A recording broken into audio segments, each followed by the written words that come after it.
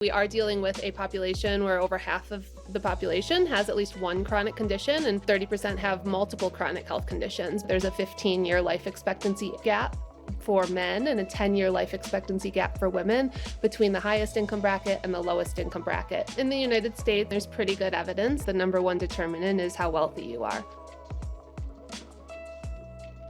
Okay, Jessica, great to be here with you.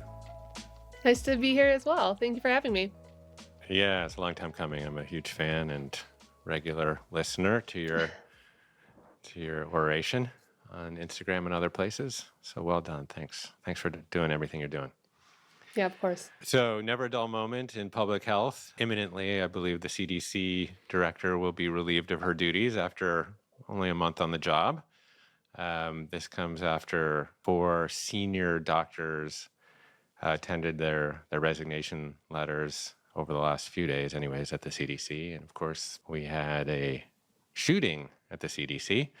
So it's hard to keep up with the shifting landscape of everything happening in public health. And, maybe we'll back into some of the more current events. But maybe we'll just start with some areas of general broad agreement, which sometimes are hard to find kind of in the wellness and health landscape. So I assume you agree that we have a lifestyle-related chronic disease problem, yes? Absolutely. That's why I got Okay. into this field. Yeah, and you've been doing it for 15, 20 years. About a decade and a half. Yeah. And I assume you agree we're eating too much ultra-processed food as a country. Particularly low nutrient ultra-processed food. And that we're also dealing with a food system that prioritizes profit over health primarily. Yeah, you sound like me, Jeff. Yeah. Yeah, Well, yes, absolutely. Okay.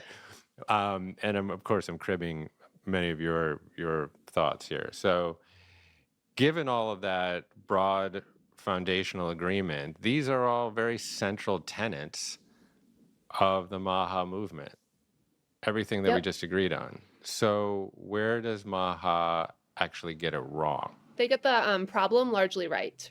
So, we do have a lifestyle-related chronic disease issue in this country. Over half of the population has at least one chronic condition, and 30% have multiple chronic health conditions, because a lot of times, they especially lifestyle-related chronic health conditions, they follow a similar pattern. And we have systems in this country that are really built for people to fail. If you're thinking of how do we set people up for the most success so that when they're making these individual choices, they're choosing in the best way for their health, we do not create systems that put the most people in a place where they're going to be successful. And so I think when we are looking at kind of what the problem is, our children are dealing with chronic health conditions that maybe they weren't dealing with a generation ago. We're seeing that more and more, and our adults as well, particularly as we're aging. We don't necessarily have to deal with as much infectious disease anymore, at least for the current time that we're in. Which a lot, or like lack of sanitation, or we have a lot of things that protect people when they would have killed people otherwise early on in life. Global life expectancy has more than doubled in the last 150 years. And so as a function of that, you're going to see more chronic diseases. But in addition to that, we are exacerbating that issue with kind of the systems that we have in place and our lifestyle choices.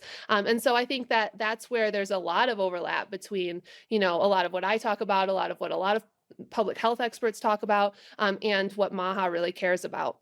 I think where the disconnect comes in a lot of ways is what the causes of those issues are. And then when you get the causes wrong, you're bound to get the solutions wrong. And so we're seeing that play out a bit. Yeah. Well, let's dive into some of those causes. I mean, I think there's broad agreement on the fact that we're dealing with an epidemic of chronic diseases, Alzheimer's, dementia, and other neurodegenerative diseases, diabetes and diabetes or related diseases, heart disease, stroke. These are impacting increasingly younger people and not addressing root cause, which again has been one of the rallying cries of the functional medicine crowd that has been very attracted to the MAHA movement. But, maybe you could actually take a moment to actually explain, like, what is the actual number one determinant of a good, healthy, long life? In the United States, I mean, there's pretty good evidence that the number one determinant is how wealthy you are. So there's immense health disparities when we look at income gaps between the highest and lowest income brackets. There's evidence to show that there's a 15-year life expectancy gap for men and a 10-year life expectancy gap for women between the highest income bracket and the lowest income bracket.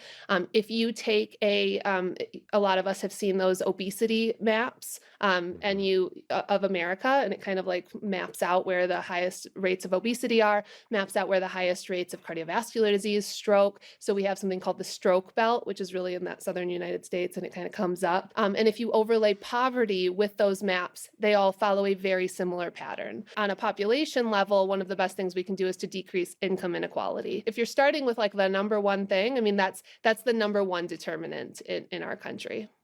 Yeah. And what is the relationship between wealth and the data that you just mentioned and what is known as the social determinants of health? What are some of those primary ones and how do they relate to access and income? Yeah, so social determinants of health are these non-medical factors that directly impact your health. So there are things like education access. Like, do you have access to a good education in general, but a good education, right? A quality education. Are you going to schools that are well funded and where you have accessibility for things? And so that's one of them. Another thing is access to healthcare. So that's a really big one, right? And these all correlate to income, right? So if you have access to education, if you have access to healthcare, if you have access to the built environment. So the built environment is something that is essentially like, does where you live have sidewalks? Is it safe so that you can walk around? Are there parks where your kids can go and play? Because a lot of times, in these like urban areas, there aren't safe parks and things for children to go run around and play. And it's essentially just thinking of like, how can we build in systems so that like physical activity is just kind of built into your day, right? So if you think about a lot of European cities and towns, right? My husband's from Romania, so we spend a lot of time in Europe, particularly in the summers. And, most of the places we go, it's just very walkable and or bikeable, right? So people are out, they're walking, maybe they're not going necessarily to the gym. They're just like getting more physical activity. Whereas Americans, I mean, on average, we get about 3,000 to 4,000 steps per day, right? And so, and that's going to be a lot lower in these areas that don't have safe areas to walk or bike or go play in a park. And so those are some of the like social determinants of health where we're looking at how can we get how can we improve these systems so that we are improving those social determinants for the most people. I just wanted to say one other thing because you had mentioned like root cause earlier and how like a lot of people in the Maha movement or in the wellness movement, even myself, like I used to think of like root cause in terms because I have a PhD in nutrition science, so that's like where my like I originate is kind of thinking of like, oh, how can nutrition and nutrients really impact people? And I think a lot of times like how they are thinking of root cause is really like on an individual level. Whereas when I hear the term root cause, I kind of think of like one step further. So, okay, if at an individual level, maybe the root cause is, whatever it is, a nutrient deficiency or something like that. It's like, okay, well, why are Americans not actually meeting these recommendations? And so what is the root cause of why 80% of Americans aren't meeting physical activity guidelines? Why are over 90% of Americans not meeting fiber intake guidelines and vegetable intake guidelines? And to me, those root causes are really policy based because of the systems that we've really designed in this country. And so when I think about root cause, I'm thinking, how can we really target the root cause with policy that can, expand access to some of these health promoting services to the most people? Yeah, and this is really where the delineation lies between individual wellness and public health, right? And I Yeah. think there's been a lot of confusion between the two of them. And, you know, listen, I had my own personal health transformation. A lot of it had to do with, actually integrating movement more into my daily routine and daily life. This idea of non-exercise activity thermogenesis. We have to now actually give everything an acronym, right? When it just actually Yeah. means walking Neat. around more often. Yeah. Yeah, neat. Um, but we have so now prioritized kind of individual wellness, whether that's all of the different biohacking techniques and exposure to cold and heat therapy and intermittent fasting, et cetera, that in some ways it has obscured, I think, what you're talking about, which is this kind of foundational, almost like hierarchy of needs kind of bottom level, where it's like, do you actually have a grocery store in your neighborhood? What does food access look like for you? Do you have to essentially buy your food at a 7-Eleven or at another convenience store? Do you have access to clean air and clean water? Is there a hospital in your neighborhood? What is your access to food assistance, or Medicaid? And I think that brings us maybe to a sharper point here, where there have been laudable wins within kind of this early Maha movement around food dyes and to some degree seed oils, although that's debatable and we can talk about that. Um, but again, this seems to obscure a lot of things that are happening at the deeper policy level, related to this administration. So maybe you could kind of elucidate some of the top things that are happening within this administration from a policy perspective that are really going to have deleterious impacts on people's health. Yeah, I think it's really important to just kind of hone in on what you're saying about like individual wellness or individual health versus public health, because both of them are important and they can coexist. And I think the problem is when we think that individual health and what works for us as individuals is the best path forward for public health. And we conflate the two. And so, because I don't want to pretend that it's only about systems and public health, and not about individual choice and even some of these wellness routines that Mhm. do a lot of good for some people. Again, they can coexist. It's just that when we are talking about America and the health of America, and we're looking at kind of some of the statistics that I mentioned, right? And we're looking at chronic disease rates in America, and we're looking at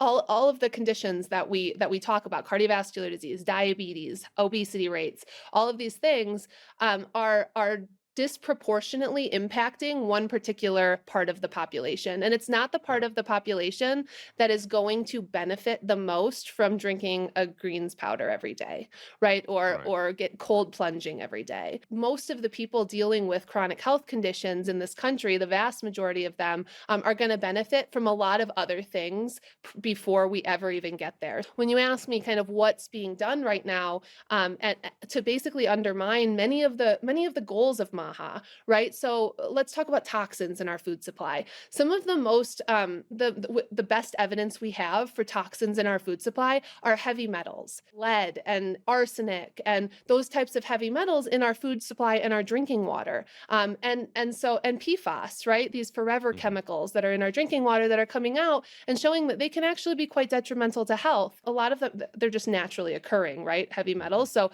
kind of like we have a closer to zero initiative. And the reason it's called closer to zero is because many are naturally occurring and it's kind of impossible to get to zero, but you want to get to as low as possible, right? And the way that you do that is you don't introduce more of those heavy metals into the soil and the water and the air. And what helps with that is environmental regulation, because environmental pollution is one of the main ways that those get into our food supply and our water supply. And right now, what we're seeing is an immense rollback of many environmental regulations. EPA came out and said they were ushering in the greatest era of deregulation in U.S. history. I mean, that's that's their goal. The Trump administration is allowing kind of polluting industries to opt out of environmental regulations by sending an email to the administration, and they're just doing a lot of different loopholes for a lot of these industries to basically be able to pollute more. They rolled back PFAS drinking water standards that were set to go into effect. That's just a net benefit for polluting industries. That doesn't help public health. So that's just one way that like what they're saying they want, which is a decrease in toxins, is in opposition to what's actually happening from a policy perspective. This really gets to the heart of the issue because, and this is just a broader statement, is that just ideologically, conservative administrations are deregulatory, right? Yes, They believe in the free historically, market. absolutely. They believe in the free market. They believe in maximizing shareholder value and corporate profit. I'm not necessarily making an argument for or against that. That's just an Yeah. ideological stance. And progressives and Democrats, have been generally, not in all cases, but generally more pro-regulatory, that essentially government has a role to dull the sharper edges of capitalism, if you will, in order to protect people. And I think that this is just the friction that we're starting to see, is that in order to actually create policy that creates an environment for greater health, you need a regulatory mindset. And it is very, very clear that this administration has a very deregulatory mindset, particularly as it pertains to the environment and energy. So like, for example, you were talking about heavy metals. There's a push now to expand the production of coal, right? Mhm. So, that will directly increase the amount of heavy metals. Maybe you could kind of go into some of the others. Three major things that help to improve public health overall. So again, the health of Americans, because you have to think of who's struggling the most, and it's low-income Americans. So three ways that you do that are the most evidence-based. You decrease income inequality, you increase access to healthcare, so you give more people healthcare access, and I'll talk about why that is, and you increase access to food assistance, food and nutrition assistance. So in this country, 13.5% of the country lives in a food insecure household, including millions and millions of children. That doesn't necessarily mean that they don't have access to food. It means that they don't have regular access to the nutrient-dense food that is going to meet their nutrient needs. And programs like the Supplemental Nutrition Assistance Program, which is formerly food stamps, directly decrease food insecurity by up to 30%. So there are incredibly effective programs to do this. And essentially what SNAP is it's essentially cash assistance to buy groceries. And so people are given a card and they can use it at the grocery store to buy basically all groceries except for like alcohol and hot foods and household goods. And so there are also these like statewide programs, which are these very cool programs. They're called Double Up Bucks, but many states have them. And essentially they double your amount of money if you spend it on fruits and vegetables. So there are these incentive programs to get people eating more fruits and vegetables in a more nutrient-dense diet. And SNAP also had something called, they still have it, but it was just cut in the big beautiful bill, something called SNAP Education, which is a program that works with people who are on SNAP to basically like help them with cooking classes. Basically, like if you don't have a high budget, being able to cook healthful meals on a budget. SNAP is also very economically efficient. Every dollar that goes into SNAP generates $1.50 to $1.80 in local economic activity. So it's a great program, a very efficient and effective program, very low fraud rates. Unfortunately, in the big beautiful bill, they just cut almost $200 billion from SNAP, which has been kind of a priority for Republican administrations for a long time.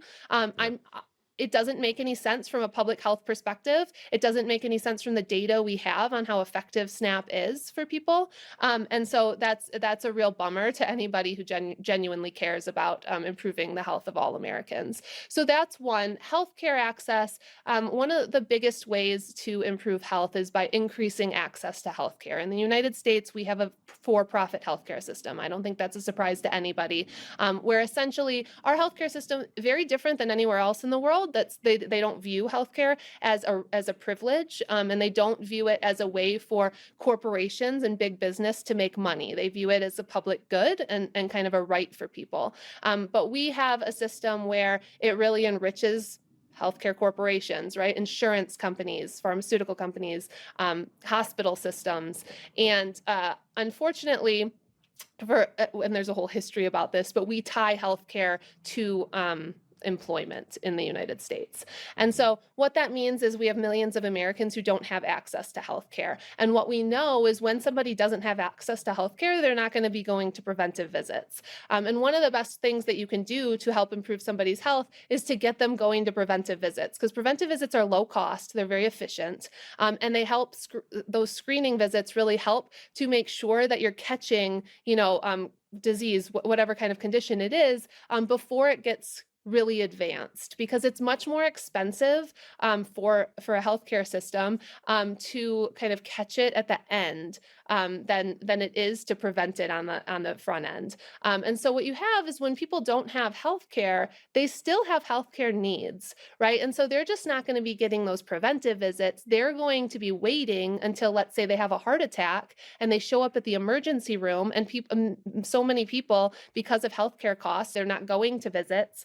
And so they're going to still show up at the emergency room, and the hospital's still going to treat them. And when they can't pay, those costs get passed on to us as taxpayers. And so they get passed on to us by increases in our insurance premiums, increases in hospital costs, something called uncompensated care, which is basically this pool of money that we pay into with our taxes, that the federal government then pays back to hospitals for uncompensated care, for this care that's not paid.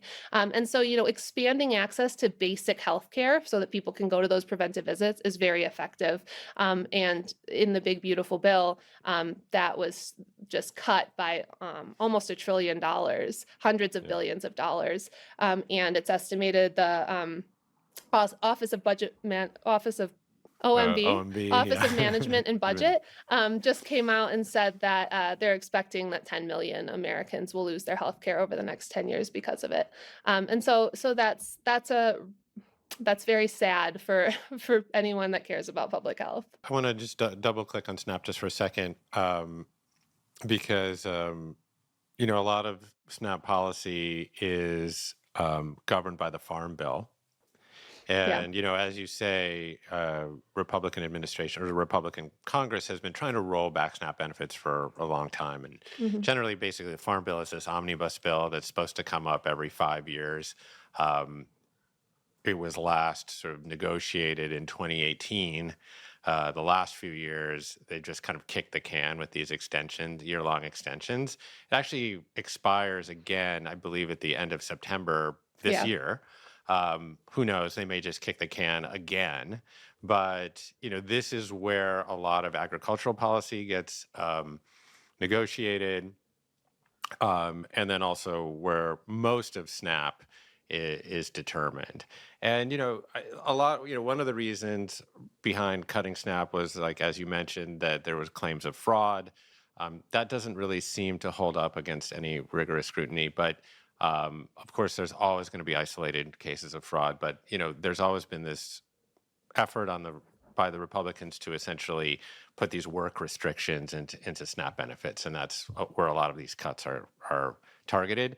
The other argument that I hear is like, well, people are redeeming these benefits for crappy ultra processed foods, sugary drinks, et cetera, that are then causing disease, and then taxpayers are left kind of picking up the costs related to those diseases. So, I'm certainly not an expert on the Farm Bill, but within the negotiation of certain parts of the Farm Bill, is it not possible to do things more, like you said, incentivize, like with this double up bucks for people to redeem them for healthy foods? But can we also not ban their redemption for sugary beverages, for example? Or is that just like the nanny state and we can't touch it? What's your viewpoint there? Wasn't it funny that the people who are pushing for that would ordinarily think of the nanny state in terms of restricting people's access? Totally, because I lived in New York when Bloomberg tried to roll back the big gulp. And Yeah. everyone was like, no way, you government can't tell us what to do. Anyways, The Heritage yeah. Foundation took out a full page ad in the New York Times at that time with Bloomberg dressed as a nanny, saying that they were That's, trying to take away their soda. yeah, I'll have to No, search very on that. funny. Yeah, so I think this is a very nuanced issue Mhm. with SNAP, and it's something that we have been talking about in the nutrition and public health sphere for forever, for as long as it's for as long as I've been around, and far before that.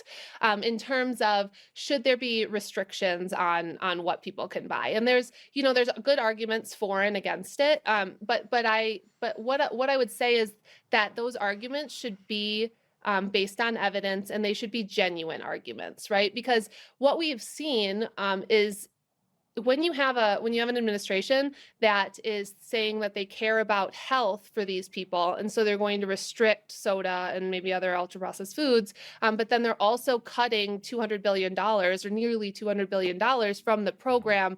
Those two things aren't aligned, right? So if this was an administration that was expanding access to SNAP and saying, hey, let's think about potentially like restricting access to soda, then that would be a different story. So in 2023, there was actually Cory Booker and Marco Rubio put forth a bipartisan bill to study the effects that a soda restriction would have on SNAP. And I was very supportive of that because I think that that's the way to go about it, right? Like, let's study it, because what we might see happen is if you restrict access to soda, they'll just replace those calories with juice. And then then it's not worth it because of all the, you have to go through a lot to like change all the systems to be able to say, oh, you can't access soda. And then, there's like a shame component of you're restricting people. So that's been one of the arguments against it as well. Like that they should just be able to buy their groceries and make those choices. And for example, what if somebody is having a sore they're drinking like diet Coke, and that's like they have like one Diet Coke a day, and that's like what they look forward to, and now you're taking that away from them. So all of those things you have to consider. And so they put forth, like, I thought it was a very genuine bill to study the effect of these restrictions. It never made it out of, I don't think it made it out of committee, but those are the types of thoughtful bills that I would like to see, rather than just saying we're going to restrict this particular food group, where when we have no evidence. I mean, we've seen like with SNAP that they're thinking of like banning all quote unquote junk food. And it's like, do low income people not deserve to like buy their, child a birthday cake on their birthday, and then they're not going to be able to purchase that? So I think it's very nuanced. And then there's another layer to it as well, because if we are going to say we're going to restrict these things from a program like SNAP, which the goal of SNAP is to just increase food accessibility to people and decrease food insecurity. And if we're going to be making these restrictions, but we're going to do nothing to change the actual food environment or these people's accessibility to these foods that we want them to be eating more of, so fruits and vegetables and legumes and nuts and seeds and all these different whole foods, but those are going to continue to be more like a higher price point for the calories, right? So if we're looking at like price per calorie, these low nutrient ultra processed foods are just much more price efficient for people. Yeah. And so I don't think it's genuine to just like make these cuts without also talking about like improving the underlying system, improving food deserts, improving access to food, improving our entire food system, from the food we grow, from agricultural subsidies and agricultural policy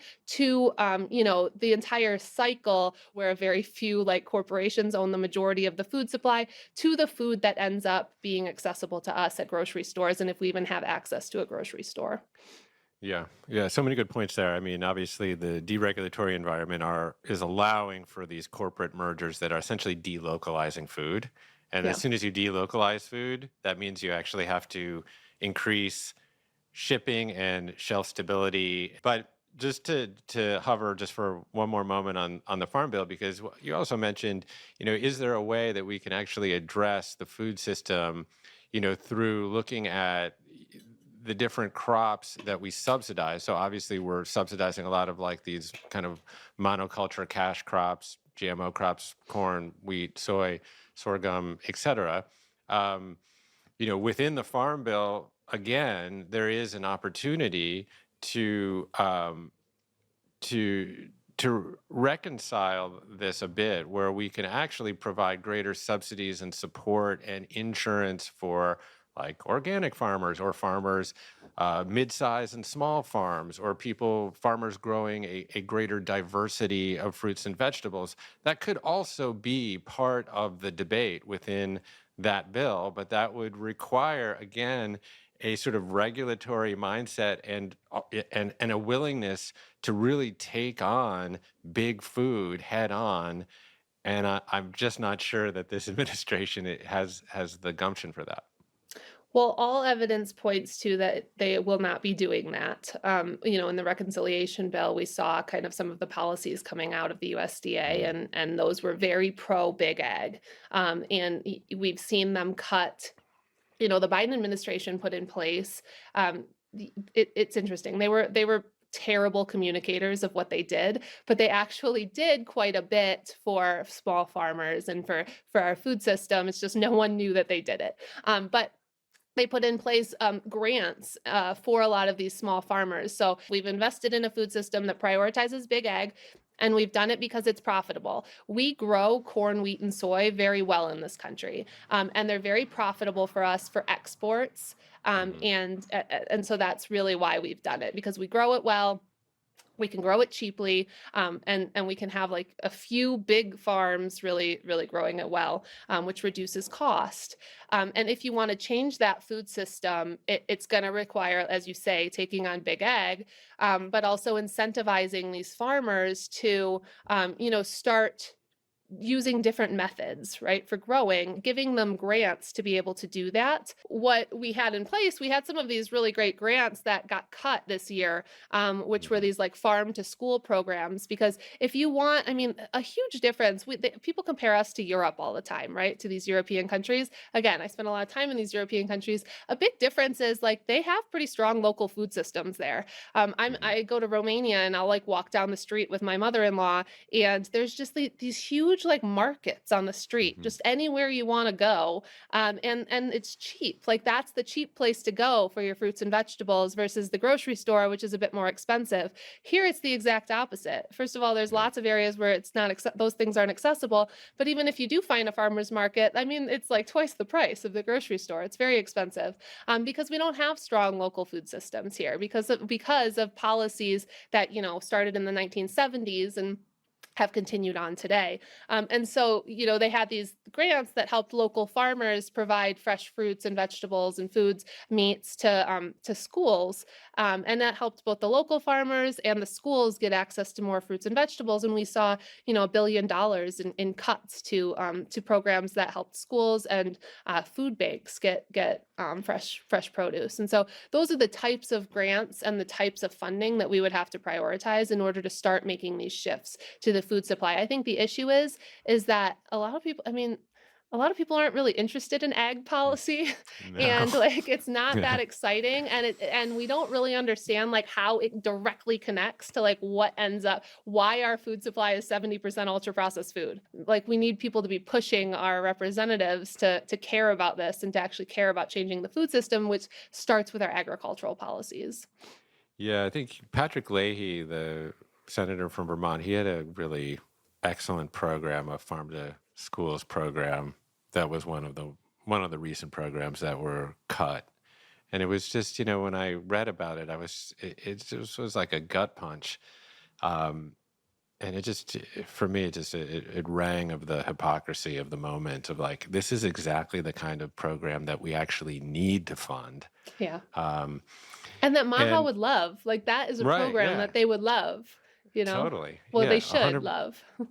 yeah. I mean, we're seeing a lot of these kind of fractious, febrile issues now, I think, come to the fore. Of course, it's been interesting and somewhat mind-boggling to see the healthy food movement, preventative health movement sort of migrate to the right, where the origin of this movement was really, I mean, a lot here in California, up in Colorado, where you live, in Vermont, et cetera. These sort of bastions of progressive thought, where healthy food and preventative medicine and alternative medicine and functional medicine and precision medicine were all seen kind of within this kind of constellation of policies that were related to sane climate policy, women's health and women's rights, et cetera. And this one aspect of that constellation, like one star, got sort of crowbarred off and has now, drifted off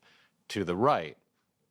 And when I try to actually untangle that and understand the provenance of how that happened, I generally connect it to just a general pan anti-establishment thinking that has now become very centered to what it is to be right wing. Basically, it's an anti-establishment contrarian approach to essentially like every institution of liberal democracy that now has been corrupted and out to get you. So whether that is, big pharma, big food, journalism, government itself, and now kind of the health movement has essentially found a home there in anti-establishment thinking because, and there's a bunch of reasons sort of why that exists, but to what can you attribute um, sort of the distrust that has fomented amongst many, many people, certainly the Maha movement included, that essentially like is very anti-consensus science, anti-establishment? Where did the seed of that distrust get planted? Yeah, that's a good question. I've thought a lot about this kind of like left to right shift, and I think that it's always been rooted in, wellness has really always been rooted in this like anti-establishment. But like I think the establishment has kind of like progressed over time. So Yeah. back when I was in the wellness world, when I was like in my late teens, early 20s, and kind of what you say, like the traditional wellness people in, San Francisco and Denver and all of that, the liberal wellness people, it was very much still like anti like corporate corruption, right? It was like, oh, these corporations don't have our best interest at heart. I don't trust them, which, there's a lot of truth to that, and that's kind of like grounded in reality. Um, but like we trust. I mean, for the most part, there was like this idea that like science was trustworthy, right? So like and science for what it is, particularly in the public health sphere, oftentimes is very inconvenient to industry and corporate profits, right? So Mhm. science, let's just take the environmental science, because that they were kind of like the first people that came out, and what they were finding in terms of like climate change and environmental science was very inconvenient to industry. And so there was a big effort to kind of like downplay the science, right? And pretend that like it wasn't as meaningful as it was, or 99% of climate scientists didn't believe that there was man-made man-made, climate change. And and so I think and then when you think of like public health, it's the same, right? So like science will come out and say, expanding access to healthcare is very important for, decreasing chronic disease rates, expanding access to, nutrition services. Well, that's very inconvenient if your entire policy platform is kind of against those things. And what I think has happened is it's kind of gone from this distrust of like corporate greed and just like unregulated, unfettered capitalism. And that narrative has really been manipulated. And to answer your question directly, I think COVID was really like the defining kind of like turning point here, when people who kind of like were already kind of anti corporate greed paired that with science, as if Mm, science was like in cahoots with corporate greed, and they were mm, the same. And so then we were anti-science and anti any regulatory authorities, which really played very well for this particular administration, who's very anti-regulation and anti-science. And so they were able to kind of like take that narrative, to then all of a sudden be distrustful of science itself. And because I think, COVID was a global pandemic, the scientific method is the most reliable method that we have for understanding truth, essentially. It's a process for understanding the world around us, but it's slow and it doesn't give you certainty. And so I think there were like some which were still from a scientist perspective, they were still an evidence-based recommendations at that time. Those recommendations could evolve based on new evidence, but to lay people to people, that looks like you lied and now you're changing your mind. And I think that a lot of that, and there were just communication errors from our public health scientists. And so I think mistakes were made in all of that, and it just led to this immense distrust in our public health institutions, and it allowed this movement to really capitalize on that. I think all that is true 100%. I think also that all found very fertile ground in the world of social media that of course is algorithmically preferenced to tickle people's human negativity bias. So in a context where people are already scared and mad and alone, Yeah. you give them a villain, and a sort of a they who are out to get you.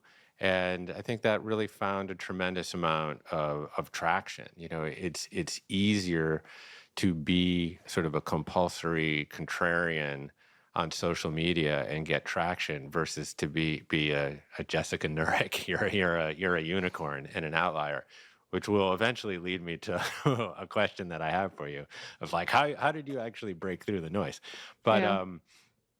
but so I think that there has been this kind of degradation of just epistemology generally, that created sort of fertile ground for this. But then there's also like always like a kernel of truth, like a little anecdote that can be laced with bias and then amplified and hyperbolized to actually make something seem more endemic than it is. There's actually reason why that reality now is upon us. And maybe you could like tear that apart for a second. Yeah, I think it's true. And the best conspiracies have a bit of truth to them, right? And then you kind Right. of like weave a conspiratorial narrative based on truth. There the revolving door idea, right? So that let's start there. FDA appointments or any of these like public health institutions, right? They have appointments for their political appointments, right? So a new president comes in and then they need their cabinet and they need all of their appointments. So they need their HHS secretary and then they need people serving terms like head of the FDA. Well, that position is a short term position, right? It's either 4 or 8 years, and sometimes it's less than that if there's turnover there. And so that's not a career. So that person, if you're head of the FDA, you need extremely specialized expertise. And so those people, they have to go somewhere else to work after that appointment, before and after that appointment. So a lot of times you will see those people who have those appointments go to industry so that they can have a career kind of moving forward. And so there are stopgaps in place there, like cooling off periods and mandatory disclosures. And so if we're concerned with that, right, with the revolving door, what you would want to do is strengthen those stopgaps. So say, we want to make sure that like if this is happening, that we're decreasing bias and we're decreasing conflicts of interest as much as possible. So let's strengthen those stopgaps. You would talk about why it happens and then really instate these stopgaps, which we have, and we could strengthen them even more, right? The funding issue at the FDA. So, a lot of times you will hear this, and I've seen lots of like clips and social media videos about how, half of the FDA is funded by the pharmaceutical industry, which is the industry that they're supposed to be regulating. And so how corrupt is that? And if you look back at why it's happening, it really happened, in the 90s. We were coming out of this very deregulatory era with the Reagan administration. And then Clinton was also quite deregulatory himself. We have always underfunded our public health institutions, including today. So the FDA has always been quite underfunded, and they didn't have the resources to go through the drug approvals, and there was just a huge backlog because the FDA didn't have resources. And so instead of Congress saying, okay, we're going to charge taxpayers more money and allocate more money to the FDA so that we can go through these drug approval processes because these drugs could be saving lives, right? Instead of doing that, we are going to say, you know what, we're going to start charging pharmaceutical companies user fees in order to expedite their drug reviews so that we can hire more staff to actually go through these reviews. And, you know, it's actually not that different than any other regulated industry, right? Like any other regulated industry pays user fees in order to go through a regulatory process. It's just a set fee. It doesn't impact, you know, it's again, everybody's paying the same fee. It's not like you're buying these like people off. That's their job to go through this. I think last year, 47 or 48% of the FDA's budget came from these user fees. But that's Mhm. not, I don't view that as corruption. I view it as, okay, we're charging pharmaceutical companies user fees in order to expedite their drug reviews, versus charging taxpayers to do the drug reviews for the pharmaceutical companies to then make money on these pharmaceuticals. Having said that, most of us in public health have been against this practice, and we Mhm. would like to see Congress allocate more money to the FDA. But you have to understand all of this in order to understand if you want that quote unquote corruption or those user fees to not be charged to the pharmaceutical industry, you have to fund the FDA. And so right now what we're seeing is we're seeing extreme cuts to the FDA and all of our public health institutions, which is Mhm. going to increase the amount of what people are calling corruption, which is just more reliance on industry to actually be funding our agencies to be able to do these drug reviews. Yeah, thank you for explaining that. I think that that is really elucidating and helpful for a lot of people to understand why things are structured the way that they are. And yeah, if you believe that the structure that we have now could introduce bias, particularly given how big the lobbies are for these particular industries and these companies, then yeah, we have to then step up and fund these agencies with taxpayer dollars. But of course, that is exactly the opposite of what is happening right now. In fact, you know, we've seen massive, massive layoffs, but also the gutting of research more broadly. There's this kind of idea out there that, you know, research is like, if it's industry funded, it's not trustworthy because and that's not true. There's lots of stopgaps in place for industry funded research to ensure that there's not a conflict of interest, there's mandatory disclosures, things like that. But what you could do even more so is you could get more of your research done at the federal government level, right? Because we as taxpayers are paying for that research, so there's no industry bias there in that research. So if you want less industry funded research, we need more government funded research, like at the NIH. But right now, the administration is trying to cut the NIH budget by 40%. 40%. So if you cut the NIH budget by 40%, you are making researchers more reliant on industry funding in order to conduct their research. Because these clinical trials are extremely expensive, millions of dollars, and that money has to come from somewhere. So it can come from the federal government through our tax dollars, which is where a little bit over 50% of research funding comes from, or it can come from industry, or like less than 10% comes from like places like the American Cancer Society, like nonprofits. So the two main ones are industry and government. And so again, if you want less reliance on industry funded research, we need more government funded research. We don't want to cut the NIH budget by 40% because that's going to make us more reliant on industry funded research. Yeah.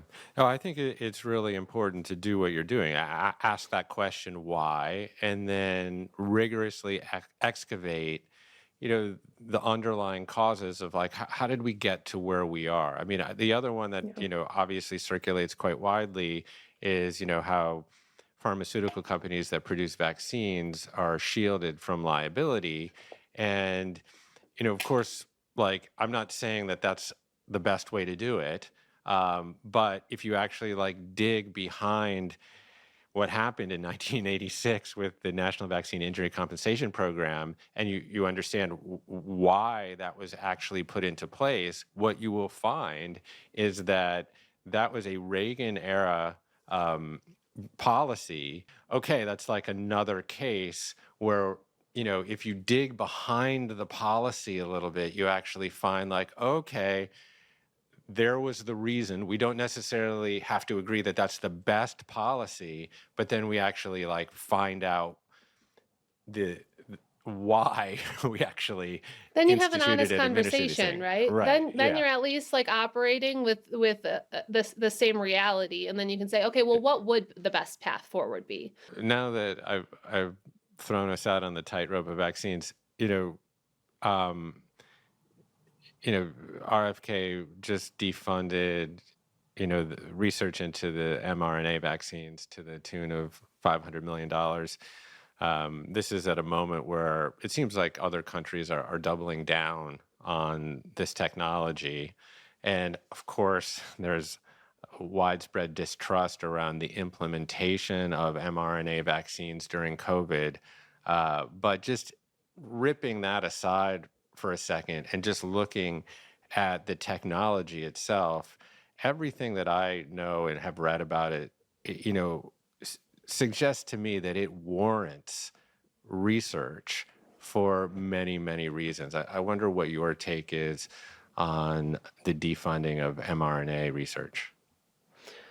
My take is that my take is aligned with the scientists in this space who are experts in this field, who are all sounding the alarm at what a terrible decision this is. And so, mRNA technology, and again, this is not my field. I really operate in the chronic disease space much more so than the infectious disease space. But certainly, from the research perspective, it doesn't make any sense to cut the research. It's not like you're saying I'm going to cut, the implementation of the research. You're just cutting the underlying research. And mRNA technology, people, scientists in that field, have said that it's potentially going to revolutionize medicine. And globally, that's what experts in that field believe, that it potentially has, it has the potential to not just vaccines, because what it is it's a technology that just speeds up the ability to kind of respond to new viruses. So a new virus comes in and you have this technology in place. That's how we got a COVID vaccine, so what appeared to be so quickly, because for a couple decades they had been working on this technology, and the people who kind of figured out this technology won a Nobel Prize for it in 2023, two of the scientists. And so what it enables is it's just incredibly effective and efficient at doing that, and quick.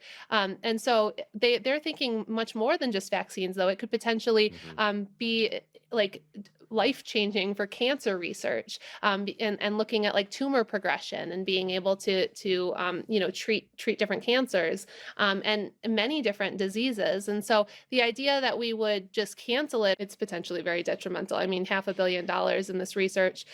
You want to be funding things that are potentially going to be revolutionary for medicine.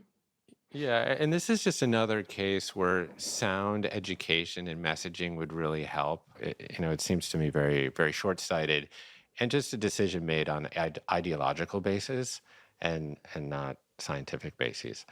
Which is what we're seeing across the board right now. They're not. HHS leadership is not relying on the career scientists that they have at their disposal right now, and that's really, really unfortunate for science. Yeah. Where are they all going? I don't know where Well, they're I'll going. tell you, Yeah. a lot of other countries are opening their doors. They're expediting like visas for them, and kind of creating these pathways. France has done this, Canada's done this. I believe a couple other countries have done it. And so they're thinking, I'm going to capitalize on this, and it's very possible that we're going to see. I mean, I've talked to a lot of scientists in different fields, and it's very possible that we're going to see a major brain drain in this country right now, just because of the uncertainty in funding. A lot of young scientists choose not to go into the field, and we're losing some of our scientists to these other countries as well. Yeah, my daughter just matriculated at UNC to study behavioral neuroscience, and we're having this conversation all the time. She's like, "Dad, is there going to be any research money for me?" And I was like, I don't have an answer for her, Behavioral neuroscience is Yeah, a pretty smart field. Um, do you think we're just have gotten complacent as a society? And I'll just frame that in a broader context. I mean, there's this wonderful Neil deGrasse Tyson little social media meme going around where he's like, yeah, for hundreds of thousands of years, we evolved on the Serengeti. We ate, lean protein and organic fruits and vegetables and free range. And we were exposed to fluctuations in temperature, and we were immersed in nature, and we had minimal shoes. And by 1850, you know what that got us? 35 years of life expectancy. And then what came next? science, right? Like of the smallpox vaccine, for example, but Andrew Fleming and antibiotics, which arguably helped us win World War II because the Germans didn't have it. Yep. Dialysis, insulin therapy, chemotherapy and radiation, AIDS treatments, etc. You know, no one alive right now remembers that 300 million people died of smallpox alone in the 20th century. 300 million people. And do you think that, as a human species, we're going to require some massive crisis in order for us to reestablish our trust in science and medicine, or is there another way? Oh, that's a big question, Jeff. Yeah. I have wrestled with myself. Yeah, I mean, public health and medicine are very much victims of their own success, right? And so, as you say, up until 150 or a little bit more years ago, life expectancy was 30 to 35 for forever, for thousands of years. And then, in the last 150 to 200 years, because of the scientific method, we have seen a more than doubling of global life expectancy. We've seen the eradication of some of these infectious diseases. We've seen, just immense improvements in overall health. We even just 200 years ago, life expectancy for children under the age of 5 was about 50%. 50% of children under the age of 5 wouldn't make it past their 5th birthday. 100 years ago, when my grandmother was born, she was born in 1917, life expectancy in the United States for children under 5 was just shy of 20, or it was just shy of 20% of children wouldn't make it past their 5th birthday. So now it's way less than 1% of children die before the age of 5. And so I think that we have gotten complacent. Many of us don't know that history. I get DMs all the time from people who literally just don't believe that life expectancy. I had a woman 2 days ago in my DMs after I kind of talked about this topic, who was sending me, like George Washington and like all of these like people who lived into their she was sending me like a bunch of people who lived to 67 or 70, and she was like, no, people live to be older. And I was like, yeah, but that's not how life expectancy works. Like, yes, my grandma lived to 97, but life expectancy here is still 78. That life expectancy looks at the entire population, right? And she didn't believe me that life expectancy had increased that much. And then I sent her the data, and then she told me the data was made up. So I told her to go walk through an old cemetery, because that's really all you have to do. But yeah, I think that there is definitely must be a segment of the population who, first of all, just doesn't believe that science has made the immense progress that it has. But then another segment that just doesn't necessarily maybe even think about it or know of the immense benefits that we've seen in science. And then maybe another segment that does know and does appreciate it, but is also kind of like still skeptical of what we're of the entire system. And I think that those people are the people that you can reach more. So I don't know the answer to your question. The optimist in me is saying, no, we don't have to have some sort of like catastrophic event happen for us to kind of like wake people up. I also kind of like operate in a space where I've seen a huge growth in the amount of people who are, now because of the narrative that's out there, are like, oh, hey, I was like kind of on the fence, but now I'm like super pro science, because this is like everything I'm seeing. I just really like want to listen to scientists. So I don't know, maybe that's increasing. I've seen that on my like social media kind of like island, but I'm not sure. Yeah, I agree with you. I've seen that in my echo chamber too, and I'm targeted fairly evenly by all sides because, quite candidly, I have a ton of really, really good friends who are part of the Maha movement, who are in DC with Bobby all the time. These are doctors that I've known and worked with very, very closely that have been highly influential on my personal life and my personal health transformation. So, I just want to be very open. I don't throw shade at anyone personally. I don't hold umbrage. I get it. A lot of my friends who have been advocating for healthy food for 20 years, and finally feel like they have a seat at the table. I understand how intoxicating that could be, and I just don't agree with some of the ways that we're going about it.